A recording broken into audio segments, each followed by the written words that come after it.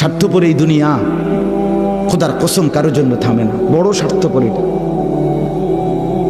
আগের গাড়ির 3 জন প্যাসেঞ্জারও যদি রক্তে ভাইসা যায়, মইরাও যায়, পিছনে জ্যাম বাজলে এরা শুনতেছে যে সামনের গাড়ি অ্যাক্সিডেন্ট করে 2জন লোক মরে গেছে, এরা এরপরও চিল্লায় যে পুলিশ কই, রাস্তা ক্লিয়ার করে নাকা, মূল্যে মরছে না মূল্যটি সরাও। কারো হাতে সময় নাই। স্বার্থপর এই দুনিয়া, কারোর জন্য থামে না রে বাপ। হ্যাঁ, যেদিন বাপের জানাজা পড়ে, যেদিন বাপের লাশ কবরে দাফন করে, সেদিনও বংশধর সন্তান ছেলে মেয়ে ঘন্টাখানিক 2-4 ঘন্টা কাইন্দা কাটটা হইলো, রাতের বেলা ঠিকই ভাত খায়। হ্যাঁ, খায় না? পাশের ঘর থেকে খানা আনে, আবার ওরা ঠিকই খায়। স্বার্থপর দুনিয়া যে,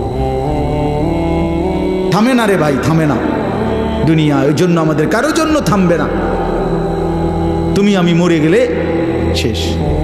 আবারও বলছি এই কথাটা, আমি মরে গেলে এরপরে পৃথিবী যত আধুনিকে হোক না কেন, আমার কি কথা বুঝছেন নি?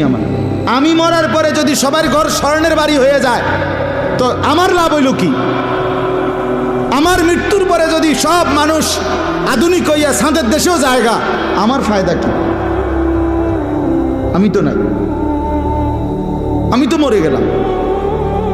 যে কবরে চলে গেল সে কি আর ফিরে আসবে? আল্লাহ আমাদেরকে বুঝ দান করেন। এই জন্য ছেলেরা, রাত গভীরে বন্ধু চলো নিয়ত করি 5 ওয়াক্ত নামাজ পড়বো ইনশাআল্লাহ। ভাইয়া নষ্ট হইও না, নষ্ট হইও না, চরিত্রহীন হইও না বাপ। আমার একটা শেষ অনুরোধ, তোমরা ছেলেরা যারা, তোমাদের কাছে আমার শেষ আবদার, তোমরা সবাই জানো ভাই, ওই যে গাজা, ফিলিস্তিন, লেবানন, বিশেষ করে গাজায় মুসলমান মা বোন, এতিম বাচ্চা, মুসলমানের রক্তে আল্লাহর জমিনটা ভাইসা গেছে।